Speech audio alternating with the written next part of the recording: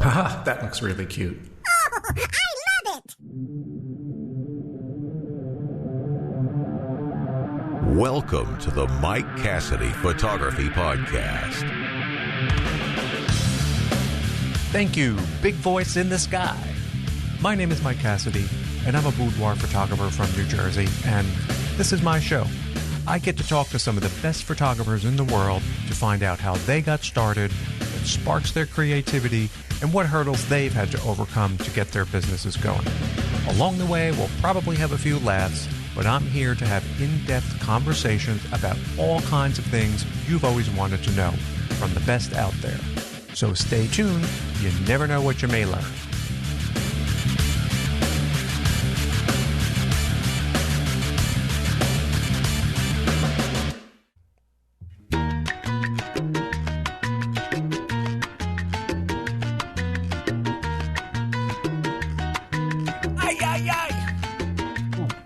Heard myself. Greetings.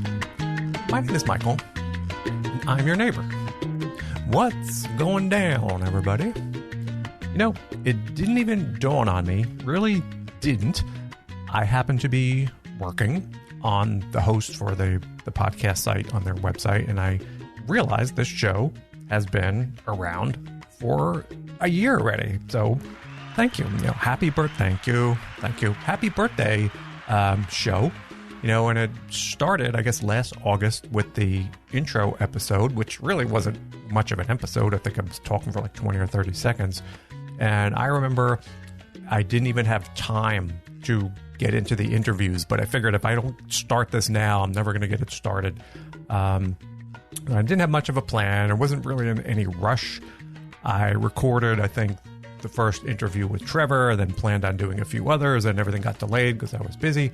And I don't really think I was able to start dedicating a lot of time till January or so and getting those episodes out regularly, whatever that means, And now we're gaining momentum, and, we'll see where this goes. And I got to tell you, there's no guarantee that I'm not going to go crazy and head off to some tropical island somewhere. It's always a possibility at any moment.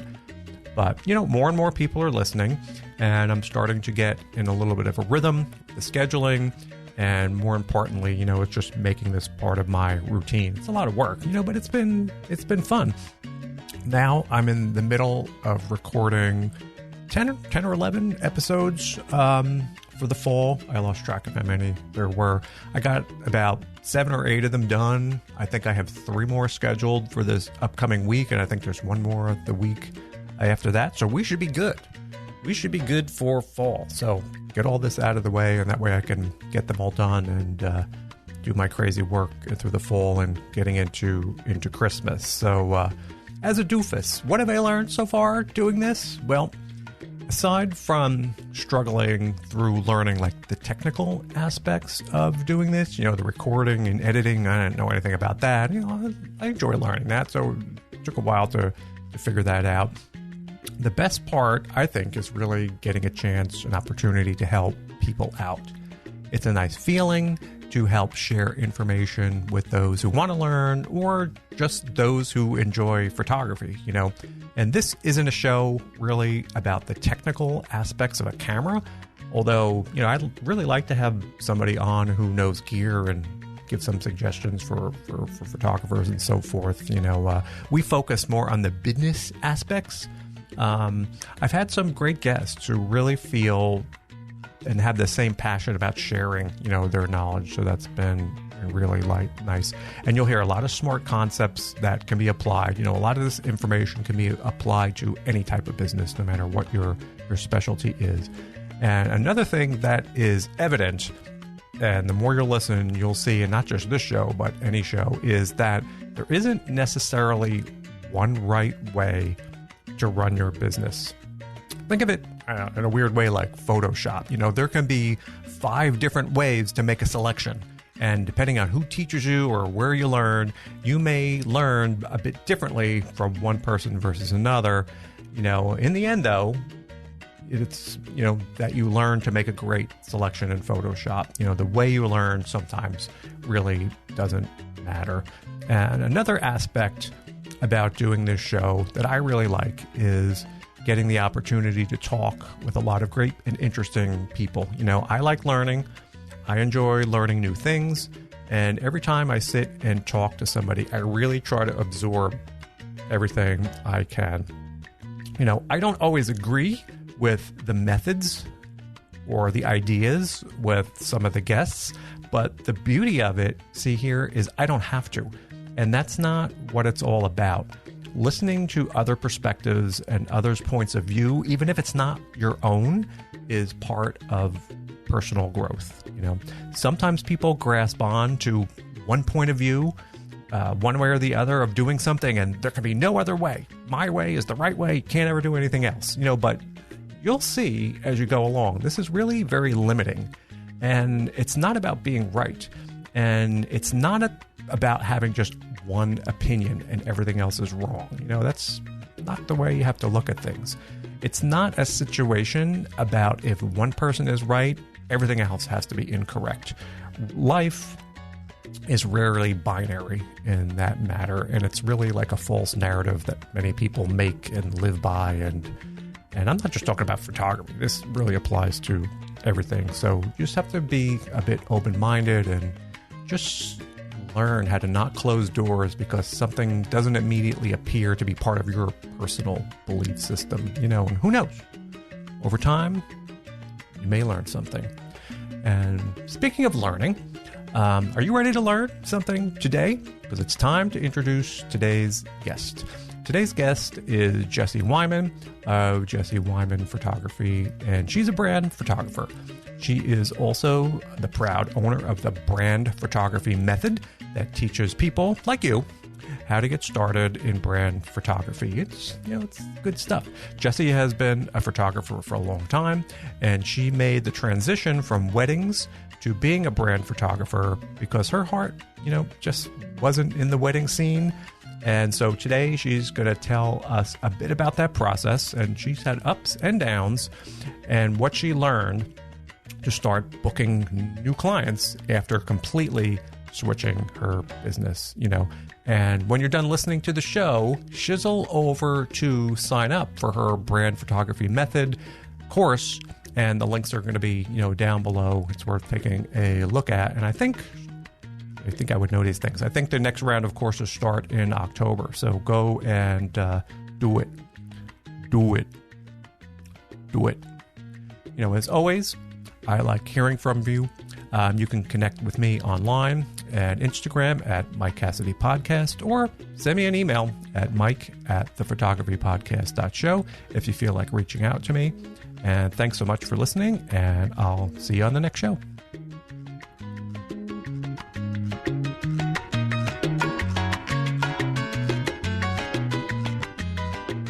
This podcast and my website both focus on the goal of translating the art and business of photography and making it accessible and understandable to everyone. My goal is to provide the best content in photography for you, the listener. I've assembled a great team of photography guests and experts to make this happen. What I've chosen to do is create a subscriber model for my audience. If you value what I'm doing, you can become a member and support this podcast. In exchange, you'll get benefits over and above what's available for free. It's my goal to ensure that subscribers will definitely get back more than they give. I've created a membership program that brings you far more in-depth content if you want to take your knowledge of photography to the next level. Members will receive episodes with complete, unabridged interviews with our guests. Members will also get exclusive access to listen to and participate in AMA episodes. And there's more. If you would like to learn more now, head over to thephotographypodcast.show/subscribe. Now, without further delay, here's today's episode. I'm going to start recording in case I say my one intelligent thing of the day. I don't want to miss it. I'm not that bright. It's a lot of work. That's why I have to make all these notes. I have to make these notes. It's just without that, I'm thinking I'm talking about baseball. I've got my notes too. Pulled up. All right. So we're going to be in good shape. We won't be reading from a screen and pretending that we're because completely off. That's right. Yeah. My whole life is a fake. People think I have it all going on. It's just like such a mess. I have no idea what I'm doing. And when I'm done with you, I just curl up on my bed and cry for like an hour. And it's usually how my day goes. I can relate. That's the sad part, is I can relate. We're all going to be weeping together. But in terms of being up in Boston, too, what has been going on there? Has it been getting back to normal a little bit now? Or because we were like I said, I'm in central Jersey here. We were like the first and the worst kind of with that. And New Jersey's still a mess.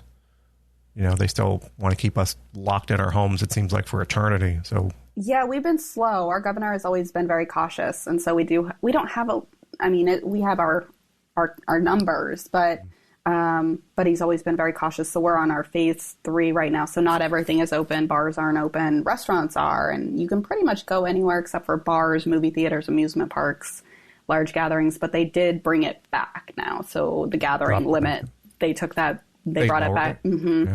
Because I wonder, too, especially around here, a lot of smaller companies, like restaurants and things are closed. So working with companies and stuff like that, it could just be rough if these people aren't even allowed to be open in some instances. So it's like that effect just ripples out. It does. And it's a tough thing. And yeah, it's hard. And the weird thing about it is in some areas of the country, people can't relate. They're like, I don't know what you're talking about. Everything here is fine. You know, there are states that are just open, going on like nothing ever happened. Yeah.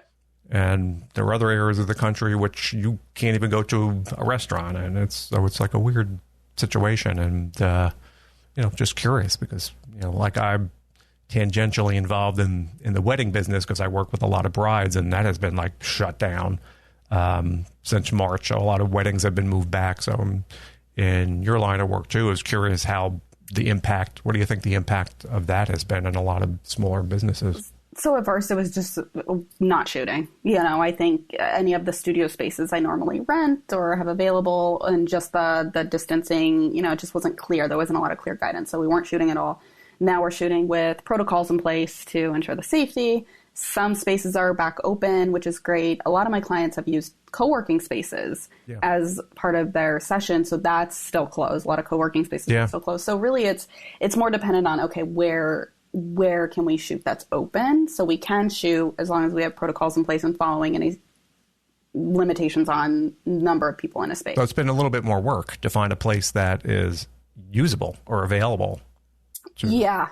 So a lot of my clients rent through a particular company. It's home studio list. And they were pretty much closed. They're people's homes. So we're not going to go shoot there in the middle of a pandemic. Now it's up to the discretion of the homeowner whether or not they want to move forward and if we can maintain the appropriate protocols. Mm.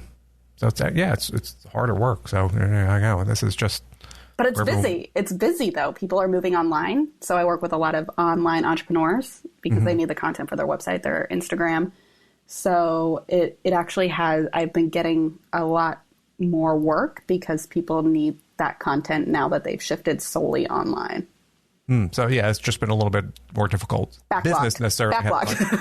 Well, that's always a good thing. But then finding the place to actually, I guess, shoot has been a little bit more work on. There's the sensitive nature of it all. Right. Yeah. Yeah. It's an interesting, it's weird how you could flip a switch like that. And from 6 months ago, your life is very different now, and you have to adapt and come up with new ways to accommodate people. But at least they're coming in. Yeah. And you didn't think about that because life online, I guess, still goes on. So if people are ordering and shipping things online, that's probably a bunch of the business has shifted that way. So they certainly would need those kind of things. But before we're talking here, Jessie, introduce yourself to everybody. We're like yapping here. I didn't even give you a minute to introduce yourself. Yeah, no, I am Jessie Wyman. I am owner of Jessie Wyman Photography, and I've recently started a new side of my business, the brand photographer method, where I educate photographers interested in transitioning to brand photography. So I've been serving the Boston area since 2011. 2013 is really when I started charging for work. So I serve the Boston area, but also the greater Boston area, New England. specializing mainly working with female entrepreneurs. That doesn't exclude working with men, but my niche is working with women entrepreneurs that have a online presence. So there you go. Yeah. So that was quite a mouthful. And I was reading a little bit about your notes, and this isn't really how you got started, though. You did not start off as a brand photographer. So today, I think what we're going to talk is a little bit about that transition and how you got going and how you wound up here. And it looks like you're happy. Looks like this has worked out for you. And as far as this part here, so maybe the lesson is, at first you don't succeed, try and try until you finally find your niche and sub-niche, I guess, in this case. Yes, I love that. At first you don't succeed. So, I feel like my journey is very similar to a lot of other photographers that weren't trained in photography. I'm not a trained photographer. I didn't go to school for it. I actually have a background in urban planning and design. And I, worked in the corporate world for many, many years. And then someone gifted me a camera and I was like, I should actually learn how to use this thing. I had a couple friends that were really good at it, seeing their photos on Instagram, started learning how to actually use the camera, remembering the one course I took in high school. And from there, it sort of took a life of its own. I realized I really was interested in it, and I loved photographing people and really experimenting with that, and I always challenged myself. I'm like, I want my images to look like this, and I would try until I got to that point. And then it's like, oh, well, now I want to try this, maybe this style, or using a flash. It's fun to do, at first. It's a challenge. Absolutely. Yeah. So eventually, I started doing that around 2011, started really getting paid for my work. People were like, oh, well, you take pictures of my friends and my friends' kids and these kids. And so I really started by just people seeing my images on Instagram, doing a couple shoots with friends, and then, do you do family sessions? Okay, sure, I'll do family sessions. Yeah, why not? Yeah. Oh, will you just do pictures of my kids? Sure, I'll do kids. Okay, what about newborns? Sure, I can learn that. No big deal. Seniors, dogs, like you name it, I did it. And what was interesting is I never wanted to do wedding photography. That terrified me. Absolutely terrified me. I said, nope, never going to do it. Mm-mm. Until someone asked you, by the way. By the way, exactly. Will you shoot my son's wedding? He's getting deployed. He wants to get married before he leaves New England. I will pay you what you want. I was like, I even said, I've never shot a wedding. I was very honest. Never shot a wedding. You might want to hire a photographer that actually has done this once or twice. And she's like, no, I trust your work. I know you'll do great. Just give me a number.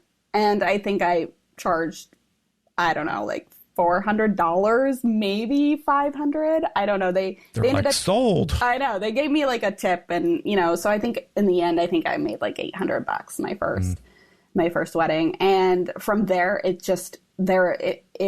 lot of it's, networking referrals. So it was, can you shoot my daughter's wedding now? So I shot her daughter's wedding. And then I was like, oh, okay, well, this isn't so bad. Like, I can do this. And it just snowballed. And every season I got busier. And so I really, at that point, you could say I was like a family and wedding photographer, but it just kind of happened. That's what sort of goes. You just find yourself in the middle of it, and you wake up and you've got like 4 weddings booked or 5 weddings booked, and you're like, all right, I guess I'm a wedding photographer.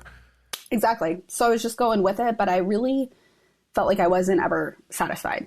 I weddings, as much as I was like, okay, I can do this, and I was eventually really good at it, and I made good money doing it, I didn't love it. And I started to feel every season, I'm like, I'm going to do less weddings. And it's like, as a business owner, when you say that to yourself, like, I want to do less money. Yeah. You're like, I think I want to earn less money. This doesn't make sense. I should want to do more of what I love. And obviously it's clear I don't love this. So it's hard. It's difficult, I think, because you're right. On the one hand, you're paying your rent, you're paying your mortgage, your car payment, or whatever it may be, the electric bills, and then you're like, maybe I don't want to do this. But yeah, it's a struggle, I think, for some people. But you knew. I started to get that feeling, and I was like, what do I do? At that point, it was 2017 was a really busy year.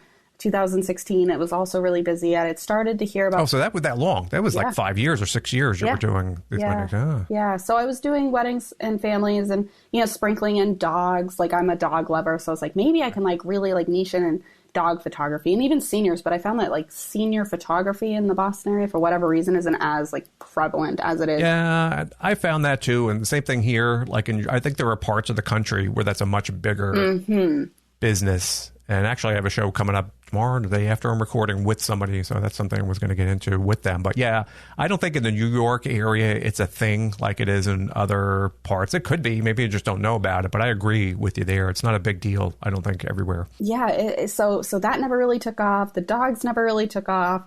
So I was just sort of left with weddings and families. And I just wasn't loving it. I had done some headshot sessions mixed in throughout the years. And I found that I actually I started like trying to think, what is it that I love? And I love working one-on-one with people. And I think that's actually why I did like working with seniors so much, is because it's more one-on-one work, just not a big market here for it. So I had started hearing about brand photography and personal branding photography. And, I was thinking, maybe this could work. And when all that was happening, I decided to go back to grad school for urban design, which was interesting. People are like, why don't you just go back for photography? I'm like, well, I don't need to, I'm not sure I want to do it full time. And I think as entrepreneurs, it's terrifying to go all in because then it makes it real. So I wasn't ready to leave my job yet. So I went to grad school. It was only a year program. And after grad school, we got married. Me and my husband got married. And so he was like, take your time finding a job, because the last job in my full-time career wasn't loving it either. Take your time, find the right thing. But I ended up not going back full-time. I actually ended up finding consulting and freelance jobs in urban planning and design, which ultimately freed up time for the photography business at the same time. So that was like 2016. I was trying to figure it out. What should I do? How do I balance like both sides of this, like these passions that I have? And ultimately deciding, okay, weddings and families is not really what I want to do. Now that I have a more flexible schedule, maybe I could do branding and I could do it during the week. And I could stop working on the weekends because I'm missing everything. That was like my thing too, is shooting all weekend, Saturdays were the weddings, Sundays never were the around families. For any family events. Yeah. I don't have kids, but, missing out on the pool party or, the nieces and nephews' birthdays or, oh, do you want to go to the Red Sox game on Saturday? Oh, no, can't do that. Oh, we're going to go out we're going to go on a fishing tour. Nope, can't do that. Sorry. Got the Jones wedding. Yep. I was like, that really irked me. So I was trying to find a solution within my photography passion. What will give me my weekends back? What will help build my business in a way that I like it? Okay, I like working one-on-one with people. I've heard of personal branding. Let me do a mini session. Let me just throw it out there. Let me just try a mini session event. Why not? What could go wrong? And basically that's what I did. And that was sort of the jump start into my transition or niching down to brand photography. So. And that just... You read a little bit about because that's something that wasn't, I don't think that much, I don't want to say like in the news, branding photography, even as much as 4 or 5 years ago, you didn't hear of it that much. And I think with the advent of more social media growth and especially with online, but I guess there's more aspects, and we'll get into this. There's, I guess, branding photography for people, and then there's like branding photography for companies and products. Correct. And so one thing I was going to ask you, is there even a subspecialty where you want to stick with people or versus products, or you do both? Or so which was your interest there? Were you more interested in people first still, or with products, with working with companies and doing their work for their items or their products? Yeah. So when I did the mini session event, it was for people. So it was service-based entrepreneurs. That's who I was sort of targeting. I didn't really have a niche further than that. I said any entrepreneur in the Boston area. I was in a couple networking groups or a couple just Facebook groups that local entrepreneurs connect. So I posted it there and ended up getting 2 people. It's like total failure because the cost of the space I rented, it was like, it didn't even cover that, but I really, really enjoyed it. So at that point, I really loved working the one-on-one with people. The product side of my business, and I do work with product-based entrepreneurs, sort of came as like a second. And it was it almost as a result of working with the service-based entrepreneurs, because when you're in brand photography, you're doing more than, there's a tagline like more than just a headshot, which I think is like kind of a really cheesy tagline, but there's the images that you have to capture the entire aspect of their brand. Sure, we're going to get the headshot, but how are we going to show people what it is that you do? And that's through like other types of imagery, flat lays, detail shots. And I found that I really actually do enjoy working in the flat lays and the detailing, and started thinking, hey, I could work with the product-based brands as well. And it's not as prevalent, like the people side of my business is more the moneymaker than the product at this point. And I think that's just because I feel like I'm a little bit more, that's sort of where my heart lies a little bit more. Yeah. It seems like they go hand in hand. They do. If you are working with Mary and she has a great cupcake business, it would seem that, Mary wants some photos for her website or her, social media, but, she may also need great pictures of those cupcakes as her, or her with her product. So I guess there is definitely absolutely crossover between those two. So there's opportunity to expand. And those sessions I absolutely love. So if I'm working with a local, is it just because you get to taste the cupcakes? Absolutely. That's like the bonus. That's like being honest. Yes. I have a big sweet tooth, so it's a problem. It's a big problem. But those types of businesses where they're local and they're product based, where we can capture those brand images of them, but also if they need product imagery, do it all at once. Book a full day and get both things done. And I've done that and I love doing that. So in that situation, it actually is really, really great.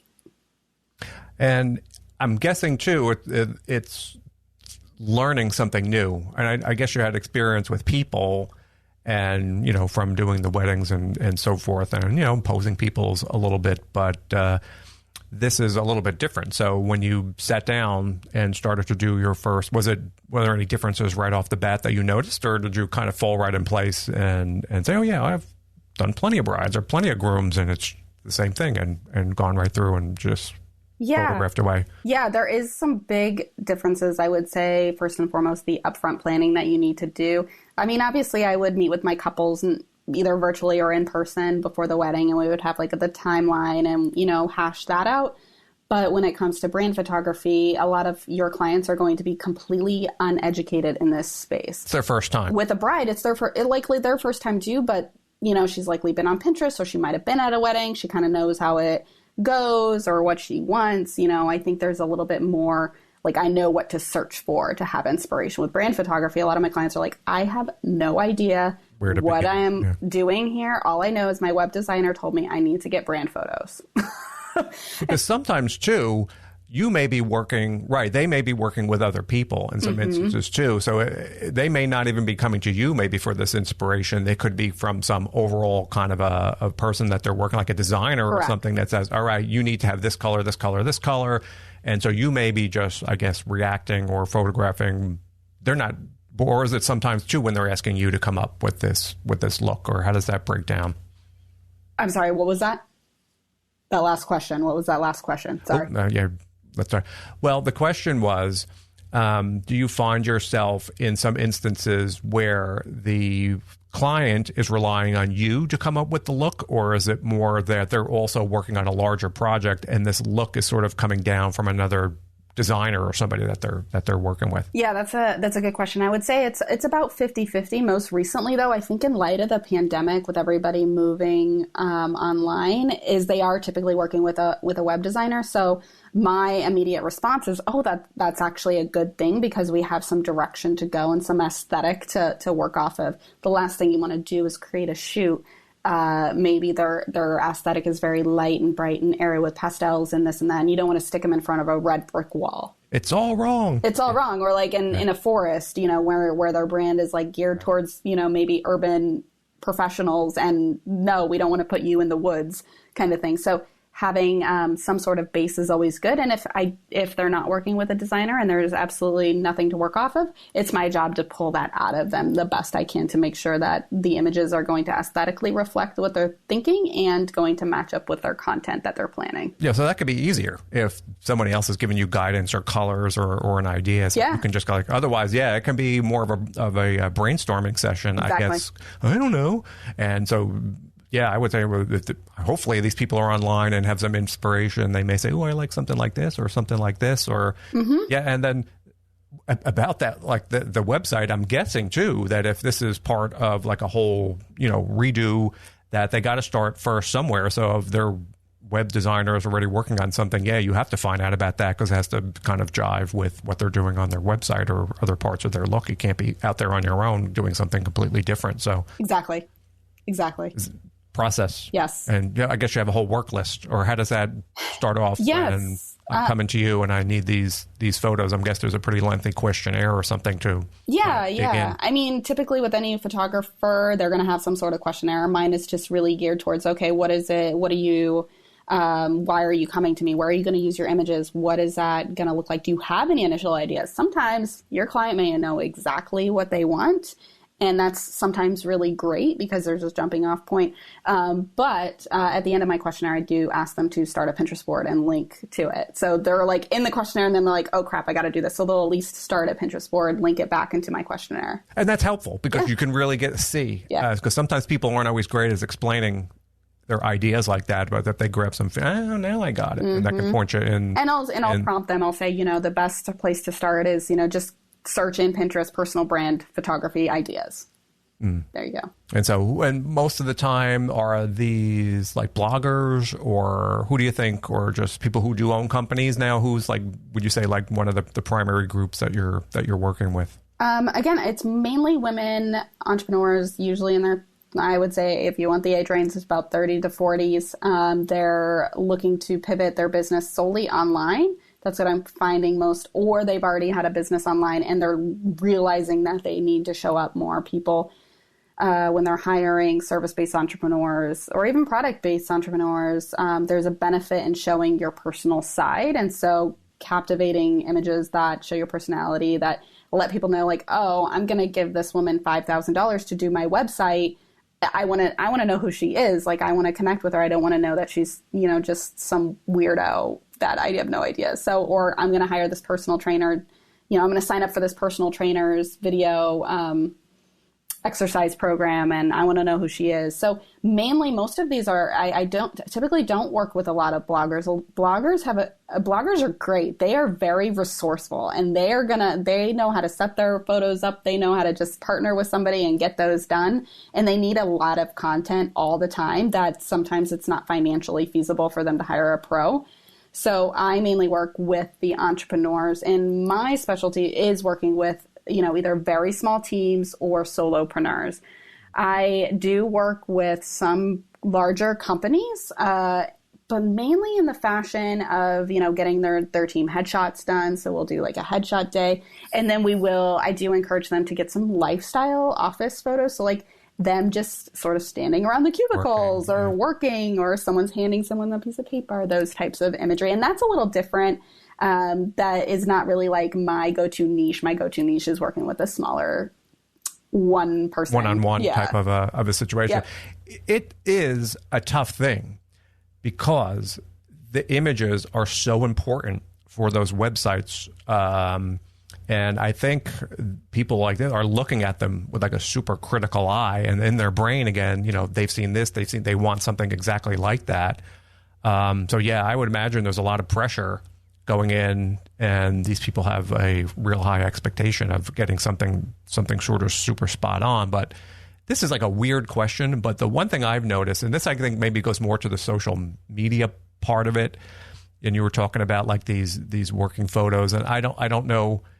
Get your feedback on this, and I know this isn't exactly what you do, but I was telling a story just to somebody the other day. I was looking at this website for this photographer in quotes. I don't even know if they were a real photographer. They were selling these courses, and I happened to stumble onto their Instagram account, and every single one, there was no actual work there, but it was all just this person, and every photo, was them behind like a laptop smiling like a maniac, like every single like to two friends smiling like maniacs. Everybody is with these ridiculous like Joker, and I call them like millennial influencer photos. Yeah. To me, that's like so annoying. Maybe just because I'm an old guy. But so there is the obligatory, and I'm starting to use that term, obligatory working on the laptop shot.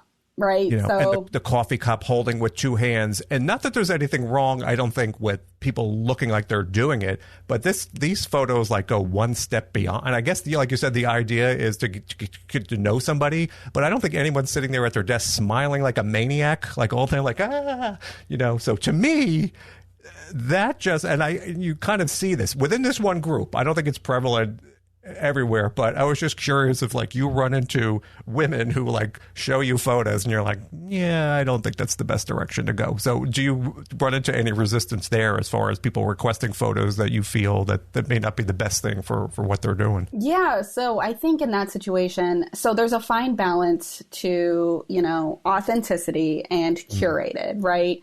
And of course, right. I think it's a fine line there. There is. And, you know, there is the obligatory laptop smiling photo. And, you know, those have their place and a lot of my clients get them. I think it's because people can relate to, oh, she's working on her laptop. Right. So we want the images to be relatable. And to your point about the smiling, it's funny because what's interesting is if there's also this like fine line with smiling when you're doing these like candid moments, like, oh, would you really be smiling working at your laptop? So the trick with photos is if you don't have even a little bit of a smile, you want at least a little bit, then you have like be friendly. I get that. The RBF face where it's just like right. You don't want that, and I get it that you want to seem approachable and stuff like that. But when every single one of your pictures is like you like and that's why, to me, that says there's something wrong with it. They're not happy. It's just like the opposite kind of effect, their impression, or rather that gives me. And my approach is let's show people what you do. So it's a mix of, okay, looking at the camera, smiling photos,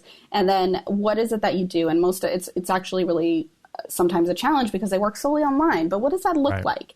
You know, do you give worksheets? Do you walk them? Is there a creative process? If you are a creative, let's say you're a brand strategist and you work through strategy, like what does that look like? Do you actually write notes down? Do you do stickies? What does that look like? Because we can pull it out of the digital world in an actual photograph. And sometimes like you just know, oh, they would never do that. It's to show your audience and what your process is so that they can then understand and feel comfortable with their investment with you. Yeah, and you don't have that. I just want to be clear. I don't see this anywhere on I'm not saying this to you. You don't have this, but I was just curious. And again, I'm not putting anybody down, and I'm not, but you're right. I think there's this now, these things tend to go in styles. You know, if someone sees something, ooh, I like that. And these photos tend to come in trends, I guess, a little bit now. True. And that trend now is that kind of like, I don't even know what you call that, but it doesn't look right. It looks, I don't even know what to say, but like if you saw, this is not, you don't want to be smiling like a maniac joker for your website main photo that people see you. But I understand you need to be happy. You need to look approachable. So I guess that it can be a struggle. Yeah. Well, and there's also the influencer realm where, there's certain things that I think, and I don't work a lot with influencers like bloggers, but I think that they really strive to showcase a specific lifestyle. Yeah, I think it's different. Yeah, the influencer look, I think, is a very different thing than if you're saying, this is my company, because you don't want to look like a maniac on your no, you don't. Smiling like you need medication or something on your... Or maybe you just had a really heavy dose of Botox that morning. Ooh, that's a whole nother... Unless maybe you're making the medication and you're like, oh, I'll be happy all the time. So that was always curious to me that, if there's a struggle with the kind of, if someone may show you sample photos and you may be like, maybe... Well, some of it's just not practical. It may not even be practical. And that's where I think as the expert, as a brand photographer, it's your responsibility to sort of hone them in a way that's not going to make them feel like there's a way to work with. And I think that's why I get hired a lot, is I have a very, approachable sense with my clients. I'm not just going to be like, no, that's not going to work. I'm going to say, well, what about this? I'm going to guide them in the right direction without, I don't know, tossing their idea into the garbage, But this is another curious thing. Like, I'm guessing when you're done, there's an array of photos to show people. And do you ever find people choosing the photos that are a little cringy, or maybe ones that you may not have been your first choice? Is that something that, because I'm wondering though, in those instances, is it really up to you? in the end, or is it just what makes that person happy or what they feel does represent them? Because it's a struggle. Because I think sometimes I always find, working with my people, things I like may always not be something that somebody else likes. So I think I was wondering if that's like a struggle for that too. I mean, I guess maybe I the cringeworthy ones, I'm just not. Or maybe not that bad. I'm not trying to, but something maybe that would have been not your first choice in a particular situation. Well, what I try and tell them based on our initial discussion and what they've told me their needs are, I'll say, okay, your gallery has like a mix of the headshot looking on photos. Your gallery has a mix of detail or like branded stock images. Right. Yeah. Your gallery has X, Y, and Z. You want to make sure you get a good mix, because if you get the same photo of you smiling at the camera over, like if it's just a different outfit, like how varied can your content or your caption be with that? I'm talking mainly Instagram with this. If and then how many times are you going to switch out that headshot on your website? Probably not. So you want to make sure that what photos you want to think back to your needs, I guess. And that's what I encourage my clients to do as they're selecting. I always deliver more than what's included in their package so that they have the opportunity to choose. And then I also say, if you are stuck, like if you can't decide, I will help you. I will chime in and say, yes, I think this one will look great for your banner image. This will look great for your services page or whatever. So some of them do actually take me up on that because they get overwhelmed and they don't know. That's why they're hiring me and a web designer.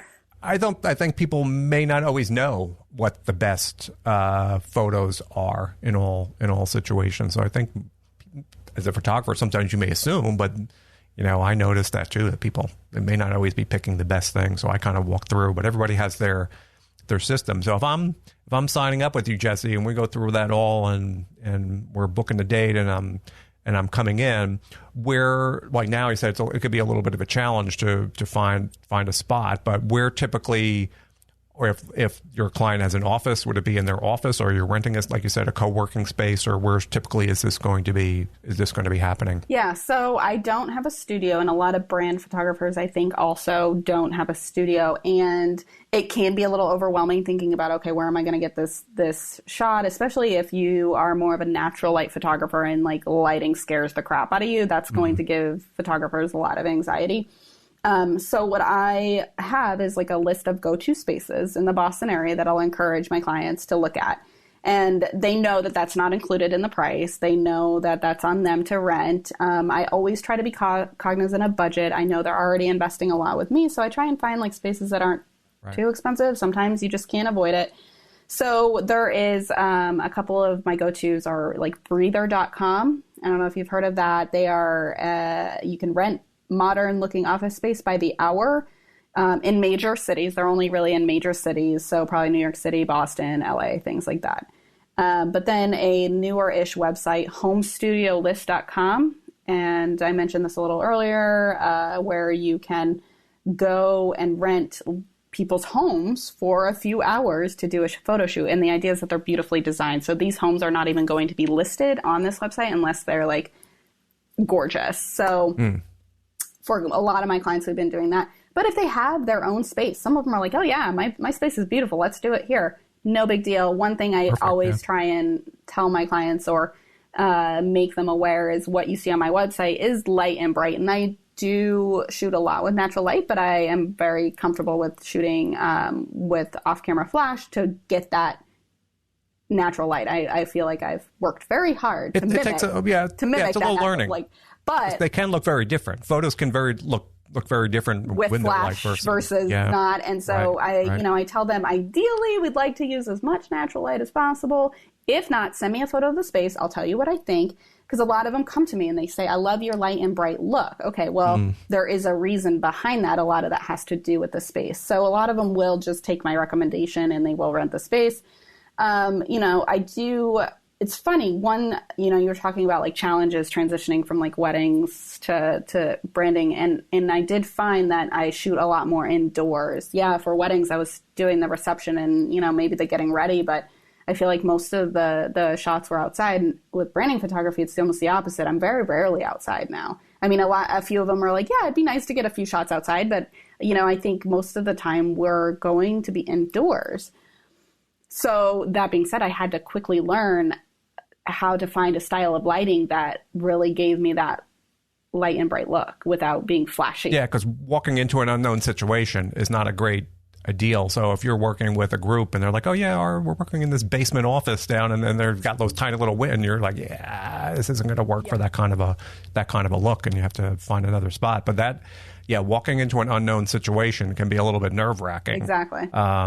You're not knowing what's, especially if there's like fluorescent lighting, which is going to make everyone look green or orange or whatever. And you get home and you're like, oh, what have I done? Turn them off. So, that's what I always do. Yeah. Turn off all the lighting. Yeah. It can be, or even incandescent lighting, or sometimes you have mixes of lighting, all different things. And half the person's green, half of them are orange. And it can be really a learning curve. And if you haven't run into that the first time and you're looking at your photos, you're like, oh, you're like, and you can't fix that. I think when one part of it's green and one part of it's white, and there's no way to balance that out afterwards. So that would definitely be something. So how did you practice? Were you using a lot of off-camera lighting with the wedding, or did you more teach yourself that? So I was I was using off-camera flash for weddings, mainly during the reception. I was the type of photographer that loved to have like the burst behind the couple, that like backlit them. But, so I was comfortable. You put like a light behind them. Exactly. A speed light on, just one speed light, bare bulb usually. And now I generally just work with speed lights and I'll bounce it. And the direction of the bounce really, I try and see where the natural light is naturally coming from, and I try and just bounce in that same direction. And so you're not here hauling along bags of gear with you and tons of lights. I do have a bag. I'm the type of person that likes to overplan than for the worst case scenario. So I do bring modifiers. But generally I'm going to bring out my speed light, a light stand, hook it onto that, or even just on its little feet. I don't even know what that thing is called. The little feet that it comes with on the ground, bouncing onto a wall. Reflectors. I'll use reflectors. I try and keep it as simple as possible. But so you're pretty resourceful. But prepared for the worst. Yeah, and I was never a fan of that, because first of all, who wants to haul around all of that stuff? It's just like a pain, and it always seemed. And I guess there are certain situations. If you're again working in a basement, you need all these things going off. But who wants to be schlepping all that stuff around? So I guess if you don't, you sometimes it just stays in the car, and I'll just grab what I think I'll need, and then if I need to run down or whatever I can, but. Because I would always accumulate stuff, and then every once in a while I would look through my stuff and said, when's the last time I've ever used this? Or when's the last time I've ever used this? And I'm constantly trying to get rid of things that I don't use, or I may buy for one instance, and I'm still hauling around with me. I'm like, get rid of this. I think I need to do that. I think I do. And I noticed because, I have bags that I'm moving around, and when it gets heavier and heavier, I'm like, oh my God, it's time to see what I don't need in this bag. But you tend to accumulate stuff. Of course. Or I'll be watching, I want to try this, and I'll buy stuff to use it, and I never use it, and it's still sitting in a bag, and so I get rid of it. But yeah, it's tough. The lighting is tough, and walking into a situation that, you're unaware is tough, again, because people are expecting a result, and when you're going into a fluorescent room, and you're like, this is a nightmare. This is not my ideal thing. And weather's unreliable. Because like now, sunny day today, but people could book you, and the day they're set could be pouring rain and cloudy or snowing up in Boston. You can have anything, so you can't always bank on the weather for going outside too, and having some nice lighting there. So it's always a challenge. So it keeps you on your toes. Yeah. Yeah. I mean, that's why I like having usually an indoor location if they want to pop outside. Strictly outdoors is tough, I found, to do, like just strictly outdoors.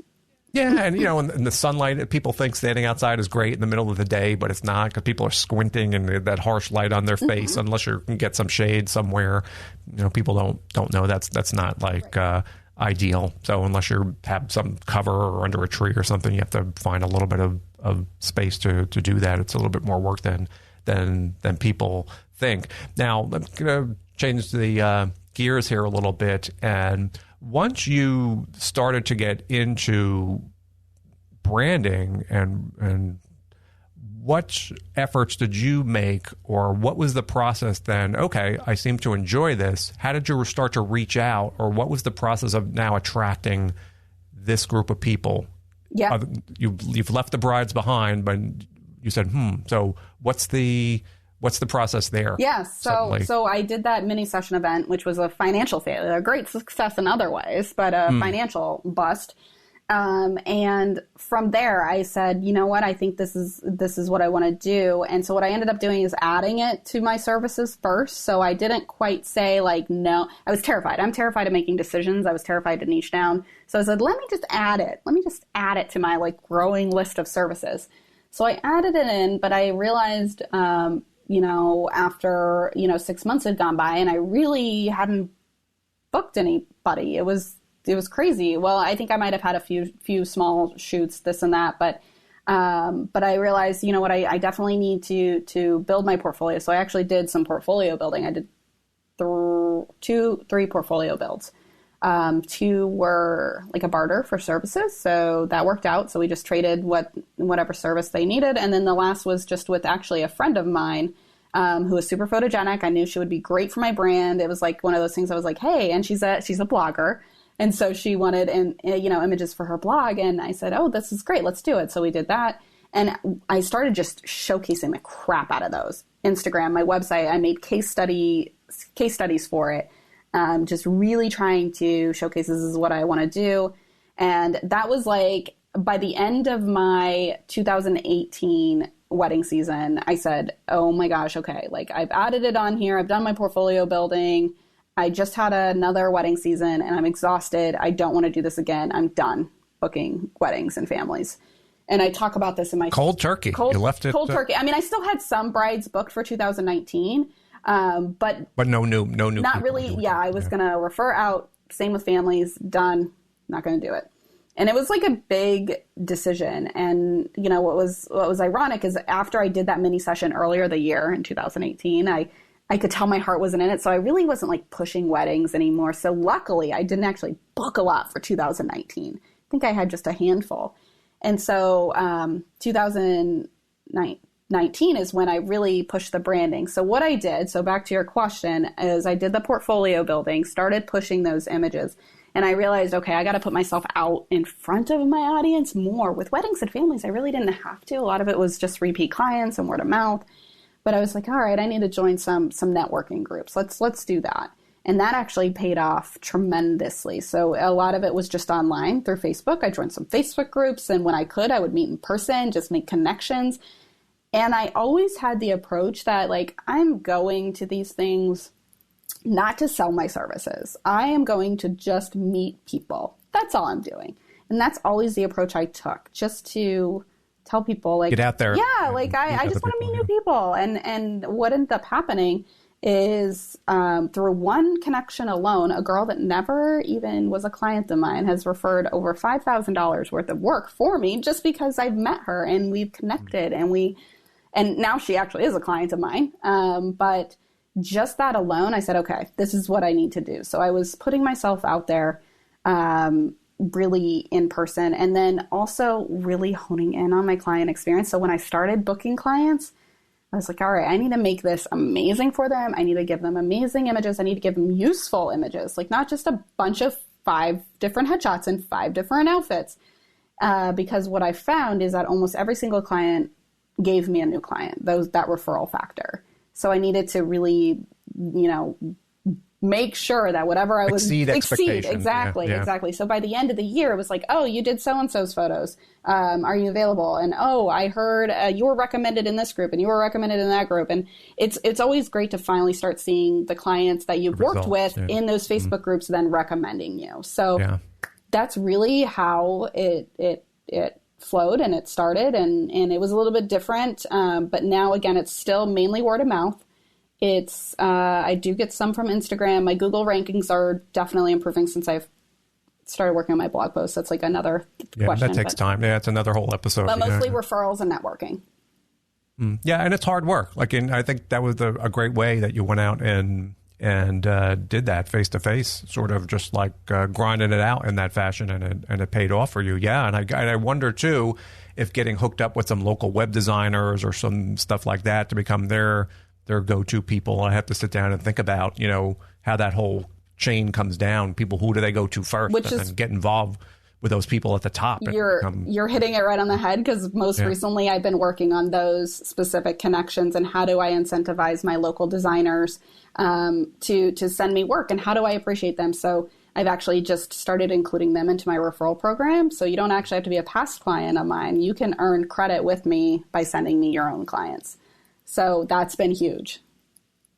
Yeah, and it's good. I guess it's a good feeling once people start coming to you, you know, from a friend of a friend. You know, Joe referred me, or I saw you on this group. So that's a great sign that you were doing something right and there was some success there. But I wonder, you know, I think that's an ongoing thing, though. I think you can't just stop. No. Maybe you get to that point where it's like has its own gravity and can like live on its own. But I think you've found your little secret there to go out and have mind these clients, which is a really smart thing to do there. And, you know, and this we're always learning something new. I think that, you know, it's just true of any type of business in general, not even just in photography. So in this year and a half or 2 years that you've been doing this in branding, what's maybe one thing that really you've learned along the way that maybe is a little bit different than you thought than when you first started getting involved? So I think one of the things that I was terrified about when I first started doing branding photography was, you know, are people going to trust me to shoot their photos for their brand if I'm not a brand expert? I'm not a brand strategist. Who am I to tell them what's going to work for their brand or not? So one thing I had to learn was to get over, I guess you could call that imposter syndrome, you know, a little bit of like, who am I to be the expert in this field? So one thing I had to learn to overcome that was making sure that I'm just asking the right questions to my clients and really sitting down and saying, okay, is this going to make sense? You don't have to be a brand strategist. You don't have to be a social media expert to that create uncertainty, social media images.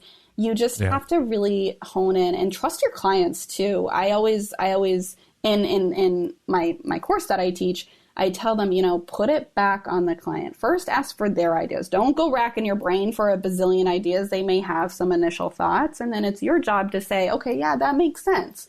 That makes sense, or, oh, yeah, that's not really practical. So I think that is one big thing I've had to learn is overcoming that imposter syndrome and being able to confidently give my client that, you know, that response that, yes, this is what you need. Yeah, this looks great. This looks is great. Exactly what's going to... Exactly. This is going to look fabulous on your website. This is going to look fabulous on your Instagram. It's really this type of pose is really going to make you appear friendly and approachable, just the way you wanted it to be.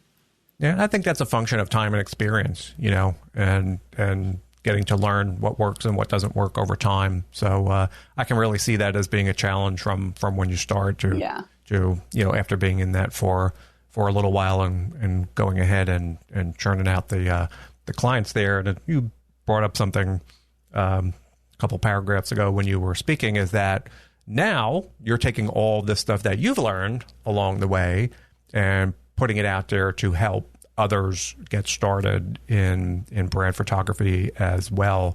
And who really, I mean, is there someone again that you could say is who can really benefit from this, or who's the ideal person? Is it someone who's also doing like real estate photography and then they can get in and do this, or is it just for people mostly that want to focus on brand photography and that's the only thing they want to do? Yeah, so it's really anybody that was like struggling the way I was, you know, kind of stuck in that rut that, you know, maybe they're shooting those weddings, working with the families. They're just not happy in their current situation. Looking for something new. Yeah. So a lot of my, the members who have joined, they do still add it to their genre services. They're not ready to give that up. And I think you can definitely get an extreme amount of value on how to build that side of your business.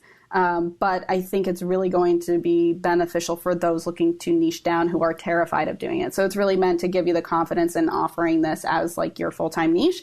But again, there's value in it for those that aren't quite ready to niche down. So to learn a little bit more. And what we're talking about is your course, and it's called the Brand Photography Method. And so tell everybody a little bit about that. Yeah, so it's the Brand Photographer Method, and brand is an acronym, and it basically spells out the way the course is taught, the signature process. So all starting with, the letter B. We're building your foundation. We talk about pricing. We talk about how to portfolio build and really how to start getting yourself set up as that branding expert, really talking about how to network and how to get in front of your ideal client. R is how to rope them in. A lot of photographers, myself included, really didn't start thinking about the client journey. We're like, oh, we need a market, but without understanding how your clients are finding you, it's all sort of for naught. So I talk about the typical client journey and what their primary motivators are, their problems, why they're coming to you, and how do we create content and marketing towards that. So talking about, the marketing funnel, opt-ins, email sequences, social posts, things like that. But when you do rope them in, they're going to end up on your website, and then you need to further assure them. So that's assure them that you are the right photographer for them. That's through, your website copy, but also other ways of making the case, what I call it, making the case for branding photography, where a lot of brand photographers struggle with showing value in their work. Why should somebody hire you? What sort of return are they going to get? So I teach certain ways on how to show that value in the work in that module of the course. N is nail it. So, okay, yep, you've got the client. You've assured them that you're the person for them. Now you've got to nail the shoot. So we talk about everything from shoot planning to prepping for your shoot, how to create the shoot plan. So I literally give them the exact way I take my clients through the process, from the workflow to the shoot plan to all my templates, everything. And then D is deliver it. How can we deliver photos in a way that's not going to be a time suck? Because this is also about running a business. So everything I'm teaching is a way that's going to help streamline and make everything super, super easy for a client to go through your workflow. So delivering the photos, but also how to come up with ways that are going to allow you to be top of mind for your clients if they come back. Most of the time, your client isn't going to be a one and done. They're going, if they're especially you want repeat business, especially for Instagram images. Like they may need like the core website images, but they might be like, I need more content. I have more blog posts coming up. I've got more Instagram stuff I want to do. I need more content. So how can you maintain top of mind so that they're like, oh yeah, I need to call Jessie for another session. So there's a lot of stuff going on there. This isn't really just one thing.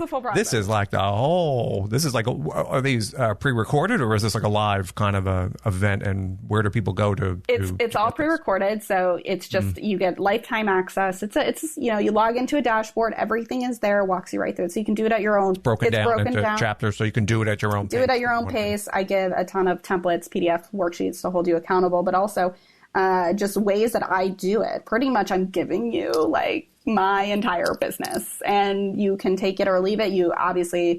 I encourage everybody to make it their own and make it unique, but this is really what's done me really well. I booked 26 clients in my first year, and that is unheard of for someone transitioning to brand photography. And this year is crazy. I haven't done the numbers, but I'm definitely going to surpass that. So and the momentum is there. Right now is like a great time to get into brand photography because everybody is moving online. Everybody needs those. That's a little counterintuitive, what we were talking about before. And I was asking you before we were recording, is this like time slowing down because you think business? And you said it was the opposite. So if we can shoot, provided that the shooting allows, the need is there. Everybody's having this primary motivator. I have a website. I have my Instagram. I'm going virtual. I need images to show people who I am now that I can't meet them in person. The trick is making sure that our states don't lock down and we can't shoot. Yeah, can't get out of your house. Yeah. Hopefully we'll be back to normal. Again, this may not be affecting everybody in the same way as us here in the Northeast. I can't speak to restrictions. Who knows what's going on in Wyoming? They may not even know. I'm not keeping track. I can keep track of what I ate today. People in Wyoming don't even know there's a virus. They're just going about their lives out there. So it could be just, it's who knows what's going on. I don't even know what day it is anymore. I've been locked in my house since March, and they don't even let me outside. Just trapped here in my room. But so this is there a website, or where can people go and tell me a little bit more about? Yeah, they can follow. They can follow the Brand Photographer Method on Instagram. It's literally at the Brand Photographer Method. That has a link where they can sign up to get on the wait list. The next open enrollment will be in October. So if you get on that wait list, you're going to be getting the emails, all the info on how you can join the next round. I don't keep open enrollment. I do only open it like every other month. So you'll want to definitely hop over to at the Brand Photographer Method and sign up on that list. Looks like you need a good night's sleep before you jump in there. I'm a little afraid of that. Yeah, it's a lot of information in there, so that looks like a really good thing. It's comprehensive, and it's, for sure. Yeah. Yeah, there's a lot of things going on. And then even after people go through that, are you available like afterwards for help or any individual work or so forth when it comes to people having questions or about the course? Yeah, so every month I actually do a live Q&A. So I guess you could call that small group coaching. If it gets really big, I might have to do a couple times a month. But it's for any questions of anybody, going through any of the modules and you get stuck, or if you've got a question, live Q&A every month. They can book a one-on-one call with me. I don't include a one-on-one at this point. I have offered one-on-ones as a bonus when if your open enrollment and you're the first 3 to sign up, you can get a free one-on-one call with me. So that's why it's really important to make sure you're on that list, because when the doors open, I usually include something special for the first people that get on the list. I know. Get on the list. So, but I'm very present. There's a Facebook community, ask questions there. I'm very active in the group, and you have lifetime access. So if you don't get to it for a year, you're still going to have access to it. It's not like it's going to go away. And then I'm constantly updating things. So one thing I like to say is that I am a practicing photographer. So if something in the industry changes, or if there's a new trend that needs to be addressed, I am constantly updating the material, or a new tutorial. I'll just throw in a new video where, so it's always being updated. Yeah, because the one thing good about courses like that is everybody tends to learn and absorb at their own pace, and people only have so much time, so you can do it on your own speed and go back and rewatch things and or, implement something and go back and forth. So I think that's a great way to do that. And boy, Jess, we covered a lot of ground here today. I know, we did. I didn't even stretch out before this. Now I'm feeling kind of like I needed to. You're going to take a nap. You're going to take a nap, right, after this? Yeah, I know. Now I'm going to curl up in my bed and cry. You have to bring it up. Oh, my God. You have to bring it up. I was just getting over that. But where can everybody find out a little bit of information about you? Where's your website? Where can we go to see your work and find you? Yeah, I'm JessieWymanPhotography.com. And I'm at Jessie Wyman Photos on Instagram. And, everything is sort of tied together. I just sort of separated the Brand Photographer Method, but it's pretty close. So if you go one place, you should be able to find me on the other place. Find the other one. Yeah, and the pictures are great. Just, I was looking through your Instagram before, and I see you do have some products and some lay flats on there. We didn't get too much into that, but with the other branding photos you did, work is really, really nice. So great job. And thank you. With that work. And I think people can really benefit from you. Yeah. And I do try to do as much learning behind the scenes and stories. I need to do a little bit more, but I'm always trying to share tips and tricks. It's hard. Like I said, with this institute, you only got so much time. I know. Stories are tough, man. TikTok, it's going away. I didn't really even get a chance to learn it, and now Reels. Oh, gosh. I wouldn't have time. No one wants to see me dancing on TikTok anyway. You'd be surprised. You'd be surprised. The world can do without me dancing or doing videos of changing clothes. That's all that seems to be on, those things anyway. Impressive. So the universe is much better without me on TikTok. But people at times, there's only so much energy you have on any given day. So it's blogging and Instagramming, it's a commitment. So people who are on there every single day, kudos to them. I'm exhausted. Like I said, I'm in my bed crying usually by 7 o'clock. So that's my full afternoon there. But this is great. And Jessie, I just want to take a moment to thank you for coming on and talking a little bit about your work and branding photography today. Thank you for having me. I screwed up the name of your course, the Brand Photographer Method. Okay. So we'll on the show and then on the website page we'll have all the information and the links in there, and then we'll add any other links we talked about today. So that was great. I'm starting to tear up a little bit now. You're making me cry, so I'm going to go take my nap. And I just want to say thanks again for coming on. And Jessie, just say goodbye to everybody so we can get out of here. All right. Thank you, everybody. I hope you enjoyed the episode, and thank you, Mike, for having me. Thanks for coming on. Thanks. Bye.